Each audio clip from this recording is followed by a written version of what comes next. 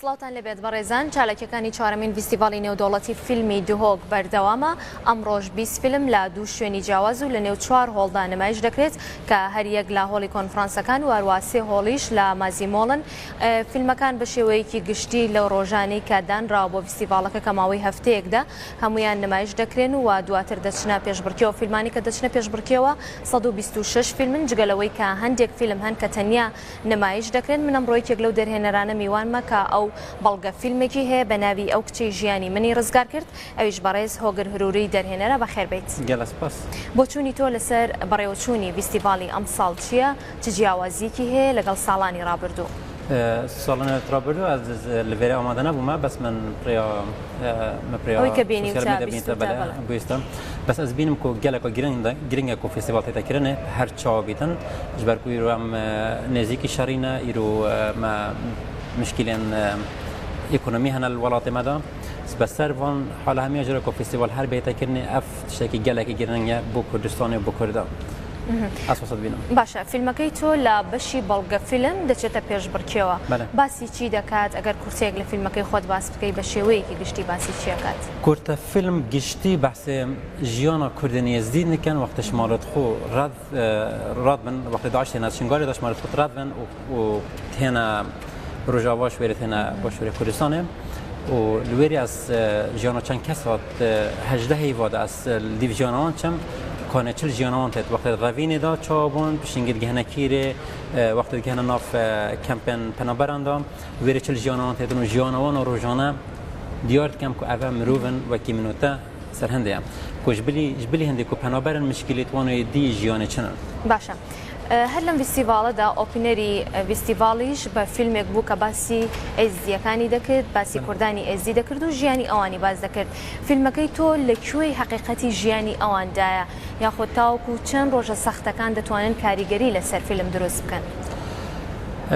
فيلم رشبات تبع سويت كل سر كورنيزي از بينم فيلم كي جلك بهزر منا شخصي فيلم كي جلك باش بو وجيانا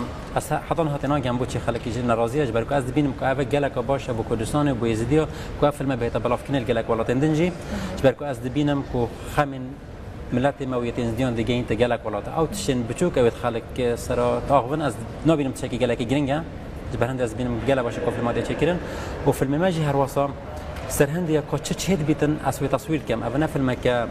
كو تمثيل تتذكرني أبا فيلم كا كو جيانا راستيا خلقي نشان دم باش وكو تشاود الشم خو جهين مفو نزيكي فان كسا بكم كو از بشم أو تشي از بخوازم كي در هنر بهتا قوتن أنجي بهتا ديتن فيلمي دا أو جالكو جرينجا فيلم دا باش أو كاريجرياني كشر دروسي دكات لسر هنري السينما تشين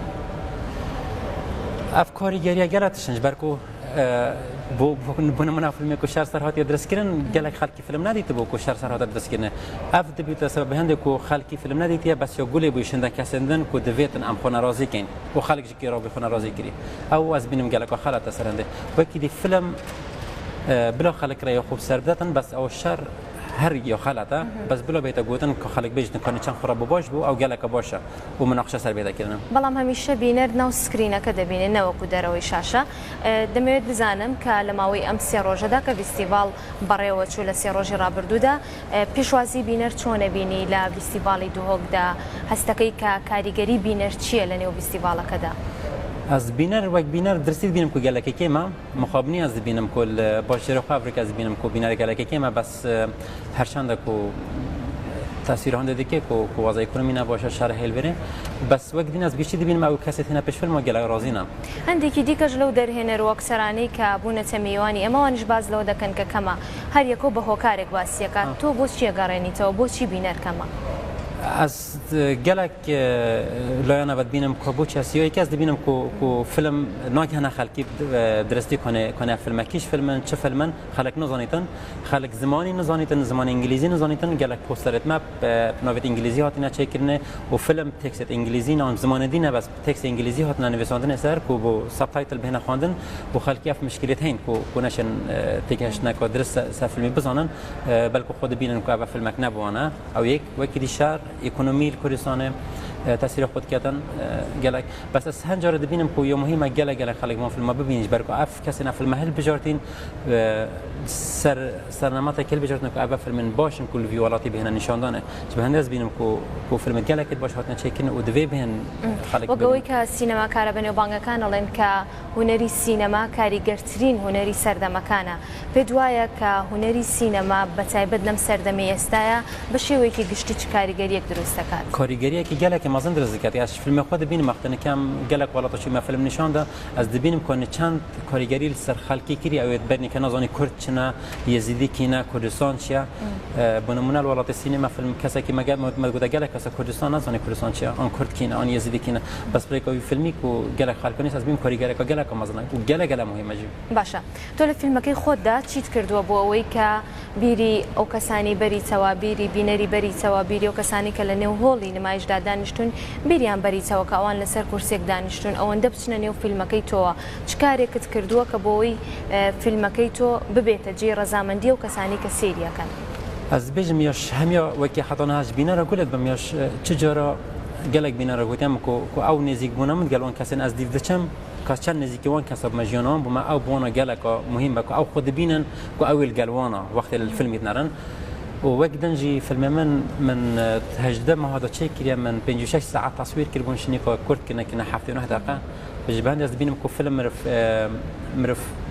بخالكي زيت ده ششون حفتين واحد دقيقة ده الفيلم ده ملل جي شنو بيتن قالك دبيجن واجواصه دبينم باشا اگر باسی آمانجی کی فستیوال کنی که گلامانجکانی ام فستیوال اوه که فیلمی بهسترین سینما کاران کوب کاتو با تایبت هر چهار پارچه کردستان بدوایه که آمانجکان بدی هات بدی خود سرکوتو ببن لو آمانجیان بگمان گلک و سرکفتیه و از خود بینم که گلک سر برند که از کرده که خلک کردستان ما از بینم فستیوال که وکی فستیوال ایرو الولات متهکرن و از الولات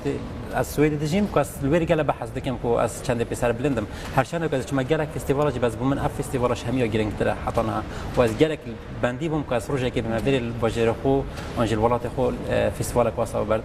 باشه اگر باسیم قناقی کردستان بکن پدوای که سینما دتوانه ببیتا جینی گرانی بوستم کاران بو اوانی که دجی نادات پرورین بو اوانی که بو نمونه نادات پروری انجام دادن بتایبت استهمو ما نزانین که ظروفی کردستان چونه از بسیارت بود از گلتی نگشتم دست بکیدم. ما بسم اویا سینما دتوانی و کو چکیک بکار بهن ربستم کاران. بگمان سینما چکی هری مزنه وقتی از شرید از زبری ما بابم پیشمرگه بود چمایری که گوته بابم من کامیرام دستم داشتم بابم خود تصویر کرد گوته من بابم گوته و کره منه گوتم کان سلاحیتا مجی کامیرا خول کردم گوته بس سلاحی منه گوتم تو چه کردستان پی سلاحی رزگار ناکه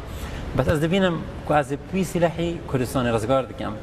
و افکاسن فیلم کردی چت کن ایرو و او ماسترین چکه برانبری ولات ارکتن ارکی سرکی سینما کاران چیه لامبارو ارکی سرکی سینما کاران او کو امروشم بیریا کردستان کلتور کردستان دنگ کردستان بگهین خلکن ولاتندی پریکن نه شری ام بیشین که ام کرد کینه ام چینه ام چه کسین ام چه کارم بکن چه نکارم بکن چبرکو او سینما ایرو چکه که روشن بیری و سینما امریکا چکه هری مازن جهانی دا بله برای هوگر هروری در هنر سپاس کنم سپاس واجد